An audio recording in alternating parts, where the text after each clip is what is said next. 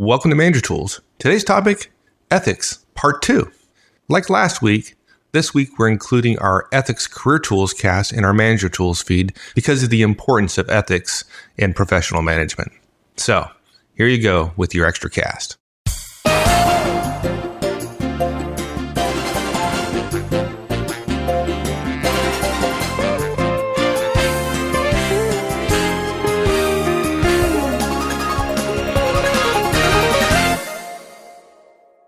Well, if you can't cheat, you obviously can't steal, right? Taking things that don't belong to you, whether it's a pencil from the stationery cupboard for your child to draw with at home, or computer systems, or software, or cash, it's all wrong. Yeah, and stealing is a form of cheating, right? It's just a particular monetary form of cheating. It's putting value on the thing that you're cheating about. And the problem is if you can justify cheating on your expenses to yourself, you can get in a situation where you can justify larger scale cheating, and then you grind up against the wheels that have enormous consequences, like the story I just mentioned.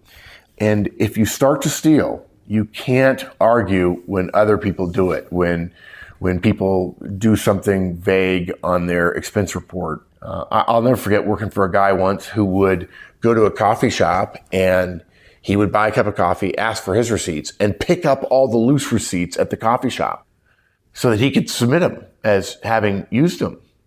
And it ended up being, this was 25 years ago, and it was, a cup of coffee was $1, and he would get 3 or 4 extra bucks, 2 days, 3 days a week on a business trip, 50 days a year. We're talking about a total of maybe $100 or $200 a year that this person was benefiting and the company would have to reimburse him for.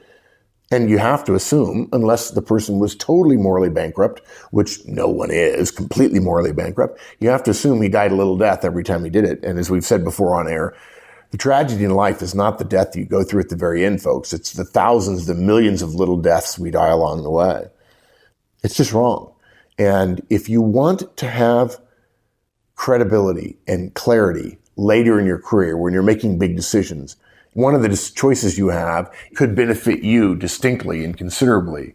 If you want to be above reproach, you have to have created a pattern of behavior that has been above reproach. And, you get a benefit if you steal. You make a couple of bucks or 50 bucks or $100. You do. And it's, there are no victimless crimes, if you will, but we have to be moral enough to accept that the benefit of doing the truthful thing, when in fact one knows one can get away with the untruthful thing, or the lying, or the cheating, or the stealing, we have to teach ourselves the benefit is the moral sense to say that I did a good thing, and I'm going to pat myself on the back. Now, there are people who are so moral and so ethical that they don't think that way at all. But if you need help and you're wondering, pat yourself on the back for doing the right thing and create, rather than a vicious cycle, to making bigger bad choices, a virtuous cycle where you pat yourself on the back enough that you realize, gee, I behaved my way into being a pretty good guy here, with or without the moral sense. Let's talk about tolerating behaviors in others, because I think that's the part that folks have a real difficult time with. They say, well, okay, I'm not going to lie, I'm not going to cheat, I'm not going to steal. But that's a personal decision. If somebody else decides to engage in that behavior, it's not my role to play the role of policeman in the organization. Yeah. Of course, the toleration, having worked at WorldCom at some point, my disaster of a story, I know firsthand what happens when people tolerate that kind of behavior, right? Right. Literally a disaster. The livelihood of tens of thousands of people destroyed. Retirement's destroyed. Just incredible. I think there are people listening right now, Mike, who would say, in your case, an enormous just destruction of so much wealth and security, and essentially giving a lie to hundreds of thousands of man years of work previously building up MCI. But I think there's something else in there too that we have to say, because this cast is going to we're going to release this cast both for Career Tools and Manager Tools and a special feed in the Manager Tools feed as well. But I think the danger is, if you have power, I think there are a lot of times when people who work for you, who have less power than you, they would not have to tell themselves they're tolerating your behavior. If you lie, you create risk for them, which of course eats away at the very fiber of the organization, because they wonder what existential risk to their career there could be for standing up to you and saying, hey, what you're doing is wrong. People are just afraid to say, as the saying goes, to speak truth to power. They're afraid to say, even that doesn't make sense, or worse, what you're suggesting cheats our customers and it's wrong, or no, what you're doing there is a pyramid scheme and I won't be part of it. I'm sorry. I think a lot of times nowadays, I know people who have left companies quietly because they saw a moral questionability in terms of strategic or operational decisions. And it's almost too bad that, other people who knew what they did applauded them for it. And we've gotten to the point now where our society is so complex and there's so many layers around how we feel about one another and what we can do and who might be offended and how to be polite and how not to be disrespectful, that what ends up happening is we actually celebrate people who simply choose not to confront the banality of evil or something that's done that's morally or ethically wrong, and they simply leave the organization, which to a degree is a moral choice. It's a professional choice, but it may not be as powerful, obviously, as saying, no, what you're doing is wrong, and that's why I'm leaving, or what you're doing is wrong and I intend to stay, and I intend to make sure that because I care about this organization that you don't get to do it anymore. But it's fair to say that there are plenty of people listening right now that either A, underestimate the power that their role has, and when they cheat, don't realize the sense that they're putting their directs in harm's way. But also there are people listening whose bosses do that and who are genuinely scared and don't know how to speak truth to power, or don't know how to do the calculus of, is that a risk worth taking? What if my spouse is pregnant? Or what if I have a newborn baby and I can't afford to lose my job, but I'm afraid if I speak truth to power, if I tell my boss I believe what he's doing is wrong, I'll lose my job. And then, I could affect my family. I could be in a very difficult situation. And it goes back to, right, can you use ethics even when you get hurt? Can you make the moral choice even when you get hurt? But I think a lot of people, I would like to tell you that we would not find fault with you, Mike and I, Manager Tools, Career Tools, Wendy and Maggie and I and Danny, we would not find fault with you if you quietly resigned rather than speaking up. We would encourage you to speak up, but we understand the calculus of balancing your career's existential risk with speaking truth to power and having that person simply fire you summarily and not even begin to question whether or not they're going to change their behavior. We respect that you might choose to go somewhere else, but we would like to suggest in this cast that our recommendation is, please, whatever you do, recognize now that at any time you could be working for somebody like that, as much as it pains us to say it. But rule number 9, let's embrace reality. And that means you better have 6 months of cash on hand, and you better have your resume ready, and you better have your network strong by staying in touch with them. The ethical response to a professional career in the modern world, where unfortunately deviancy has been defined downward, and stealing $5 is really not even stealing anymore. It's just wink, wink, nudge, nudge, no big deal. Whereas a number of years ago, it was considered beyond the pale to even think about being off by a penny. The modern world has created a situation where we would not find it repugnant for you to choose to simply back away from the decision and choose to go somewhere else simply because of the tightrope you're on. So we're going to tell you, tolerating lying, cheating, and stealing in other people is wrong. And yet we understand that one way to not tolerate it is choose to not be a part of it. And this does not mean that, therefore, a la the example I gave about the movie tickets, we know that your boss has a great deal more power than that situation, and there isn't necessarily an entirely functioning subsystem of your organization that will protect you, even if there are whistleblower laws. But we would like to say that it's not enough to simply be ethical yourself. You have to be willing to stand up for ethics when others are not. And we also understand that that may mean that the way of standing up for it is simply to step away from it. And the best way to steel yourself for that, is be ready for making a career change when you might least expect it, simply because you realize the culture you're in or the person you're working for could embrace unethical behavior and you couldn't put your head on your pillow and tolerate it. So, it might be good. I mean, you taught. I mean, one of the things you did when we were at school is you fundamentally rewrote the training about how cadets learn about the honor code. You initiated, I remember learning scenarios and having to teach scenarios. I was in Beast Barracks twice and I had to teach honor classes. Talk a little bit about, not because we're suggesting the honor code is the only way to be because we're two West Pointers, but we're trying to give some similes, some metaphors or some ideas for people as they try to live professional lives of integrity. Talk about the questions. I remember there were questions at school. Yeah. So if you're getting ready to take some action, these are the questions we recommended folks go through. And I think they serve as a good basis for really evaluating whether or not what you're doing is unethical, whether it be lying, cheating, or stealing. These are broader questions. The first question is, does this action attempt to deceive anyone or allow anyone to be deceived? I love the second part of that, by the way. I do love too. Allow anyone to be deceived. The number of times that people say, well, it's not lying, it's passive. If they draw that conclusion, they draw that conclusion. Yeah, that's their problem. No, absolutely. And if you're taking action by omitting data or information that then allows somebody to be deceived, we classify that as a lie. It's a quibble. That's the official term. Yeah, it's a quibble. We call it, yeah. right?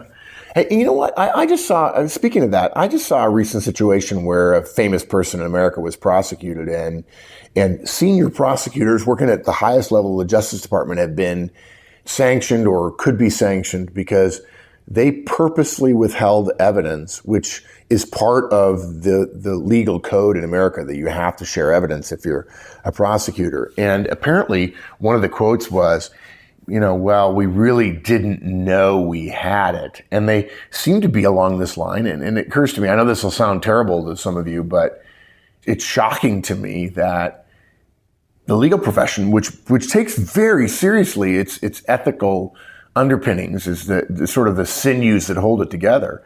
This person was at the very top and seemed to have forgotten that it doesn't matter whether or not you intentionally did it or not. If the outcome is other people were deceived or misled by your actions or lack of actions, it's wrong, right? Yeah. That it's funny that we're going to talk about the ends justify the means when in fact, in this situation, it doesn't matter what your means were. If the ends are the likely deception of somebody else, you have to behave differently by definition. Yeah.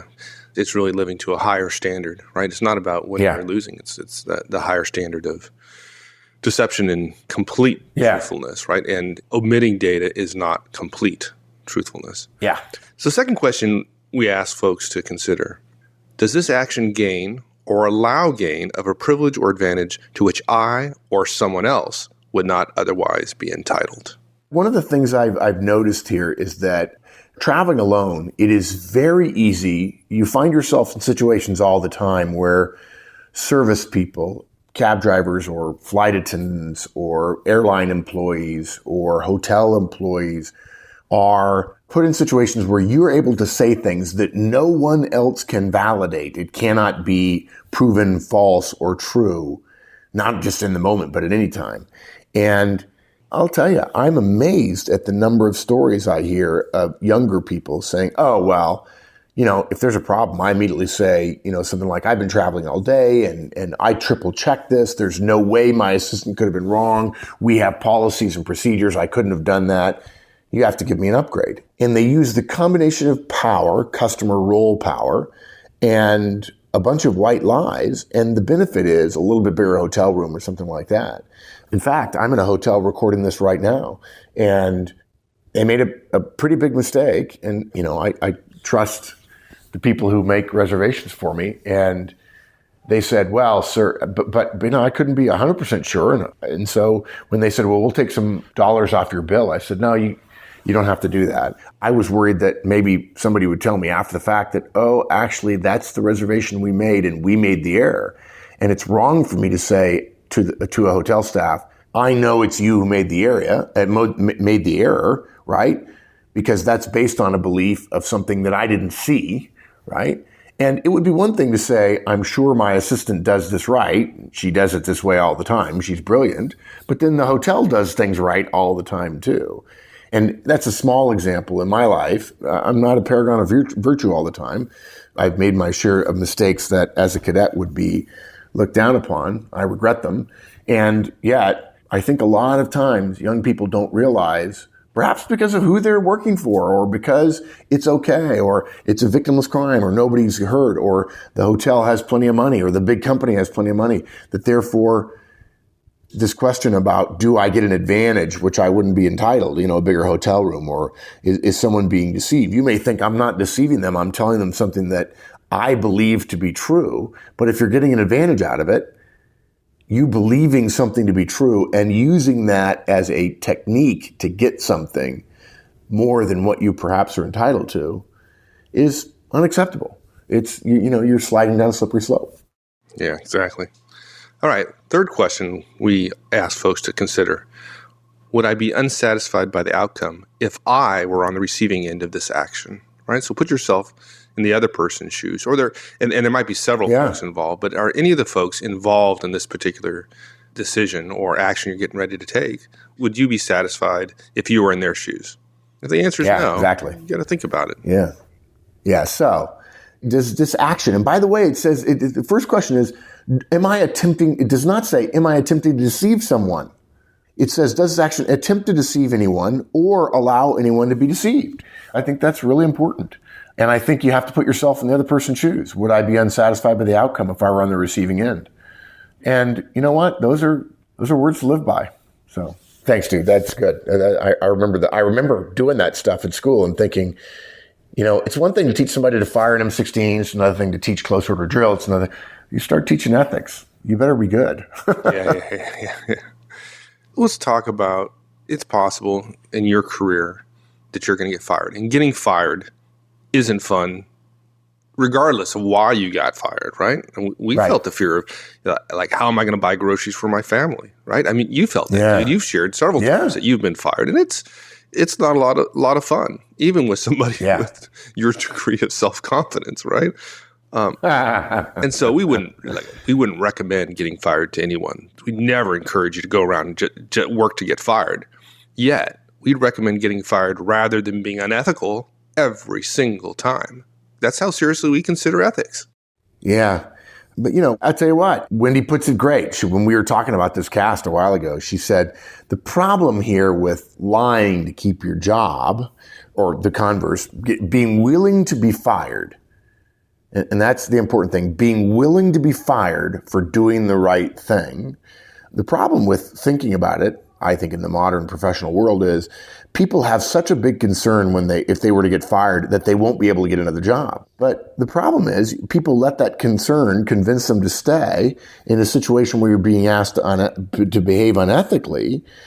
And then if in fact you behave unethically and it becomes obvious that you behaved unethically, folks, you're not going to be able to get another job because of that. Depending upon how the situation spins out or plays out, you may very well, in certain smaller societies or more closed industries or closer knit industries, you'll be known as the person who cheated. And you won't be able to get a job for that reason as well. And I have to tell you something. You'll be surprised. Wendy and I talk about this too. You'll be surprised how dismissive hiring managers can be of someone's firing. In other words, I'm not really worried about your fired. I like you being fired. I like you. People get fired all the time. I've decided you're good, and it was probably your old boss. There are people, I remember when I got fired, I talked to a couple of people, determining my options. One guy said, I'll hire you just because he fired you. I've got a job for you. I mean, it was that clear because the person who fired me was not respected. So it's okay to get fired for being ethical. And remember, the danger is being unethical and then poisoning the well forever and ever and ever. And look, when somebody asks, why did you leave your last job? You can say, I was asked to do something unethical. I said no, and I was fired. And my boss and I disagreed about what was ethical or not, obviously, and I lost. The great thing about that answer is that the gossip and the hiring manager will be desperate to ask what happened, and yet at the same time, it's socially unacceptable to do so. So 9 out of 10 times, the interviewer won't get into it. But I have to tell you, in the 1 out of 10 times, if you tell the story, just make sure you've rehearsed your story so it comes across clearly and crisply, so it doesn't appear as if you're making it up on the fly, because they're going to look at you very, very carefully, as a utilities person once did when somebody I know went up to him and said, how do you get credit in this town? And the guy looked at him through the window of the service desk and said, well, are you honest?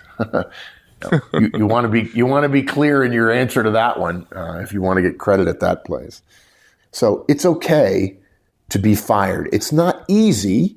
We're not saying this is easy, but it is okay to be fired because you refused to do something unethical. It is. It's hard, but make us choose the harder right instead of the easier wrong. And if you decide that you couldn't do that, I promise you folks, if you ever work for somebody whose ethics you question, you will live in dread, and it will take months, if not years, off your life to be thinking, when am I going to be asked to do something unethical? And then I'm going to have to do it because I'm too afraid to quit or get fired because I won't do it. That's a long, difficult life. Let's talk about the statement, don't justify the means by the ends. Right. The end justifying the means, well, it doesn't work, right? And in particular in this case. Yeah. To tell you the truth, dude, I actually think this one's getting worse. And it may just be because I'm getting older. Well, in general, in terms of society. In general. Yeah. And I'll give you two examples, politics and reality TV. I have to say, I wrote a note to some people recently, form of guidance. I said, the short answer is TV is bad and reality TV is really bad, even corrosive. I was shocked when I first saw the TV show Survivor come out. Outwit, outlast, outplay or something. And it was literally about, there was a form of cheating that wasn't considered cheating. It was just gamesmanship. Same thing's true on the Apprentice shows and other reality shows, seems like. And in politics, everybody knows that you start out in a primary. In the U.S., if you're a Republican or Democrat, you tell the people in the primary, in the first part, the people, only Republicans or Democrats will be voting for you. I'm to the right or I'm to the left. And then you ignore all that. And, campaign promises, the actual joke is a campaign promise isn't actually a promise. It is a campaign promise, which is a law unto itself, which means you don't have to do it. Exigencies in the job will allow you to be able to say, well, I promised that, but the situation has changed. When you know darn well that's what you're going to do in advance because you just want to get elected and the ends justify the means. We've said before that admitting mistakes and apologizing are actually not signs of weakness, but if you're insecure, they seem that way. They're actually signs of strength. There's no need to lie when you make a mistake. Lying to cover up a mistake is the wrong way to go. Instead, you admit it and fix it. It's not okay to lie to a customer so that you get a bonus.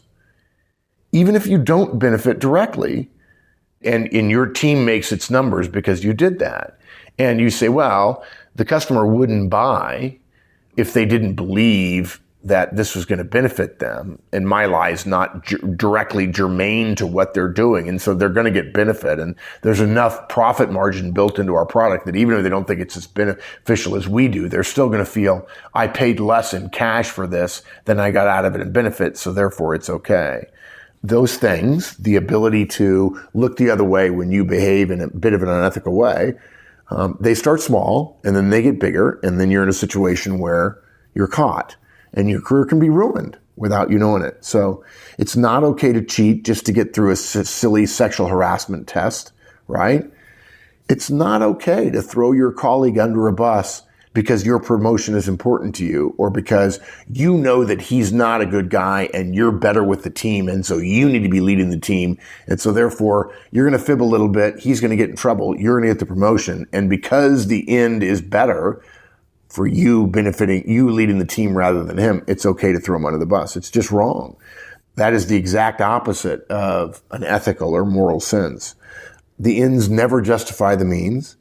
It's simple. You don't want to break your ethical code to benefit, because the whole point of ethical codes is we benefit simply by behaving ethically. And the moment you step away from what is the ethical benefit of what I'm doing, you allow your ethical code to just be another one of the factors in making a decision, as opposed to it being a black and white, clear guiding principle or true north, if you will. I'm willing to engage in all kinds of behaviors to help the organization get what it wants, but none of them can be a violation of my moral code.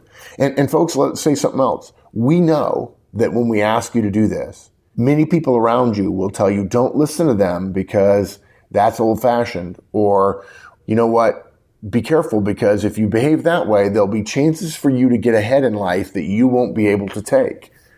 And they'll be right. There'll be times where you will know that no one will ever be able to tell that what you did was right or wrong. No one. And only you will be able to tell. And that's why the philosopher said the tragedy in life is not the death at the end, but the 1,000 little deaths you go through along the way. And if you're willing to do it, always assume when it comes to ethical behavior, project your ethics upon a bunch of other people around you and ask you, how would it feel to be surrounded by people who did what you're doing at that moment all the time? And I think what you discover is it would dishearten you enough to rethink that small benefit that you're getting. It's just wrong.